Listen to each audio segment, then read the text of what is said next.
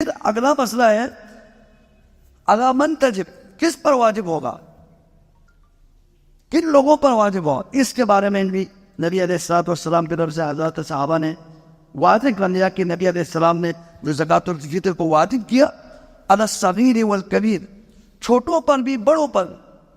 یہ صرف بڑوں پر نہیں ہے، صرف اغنیاء پر مالداروں پر نہیں ہے، سب پر ہے، تمام مسلمانوں پر ہے. علی الصغیر والکبیر، چھوٹوں پر بھی بڑوں پر بھی، مرد حضرات پر بھی، عورتوں پر بھی، بچوں پر، بڑوں پر، سب پر. جو مسلمان غلام ہے ان پر بھی، سب پر.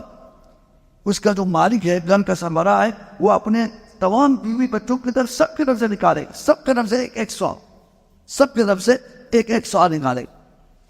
حتیٰ کہ بعض علماء نے یہاں تک فرمایا کہ اگر اللہ تبارک و تعالیٰ عید کی نماز سے پہلے اگر اللہ تعالیٰ کسی کے گھر اللہ تعالیٰ کوئی بیٹا دے دے یا بیٹی دے دے، کوئی اولاد دے دے،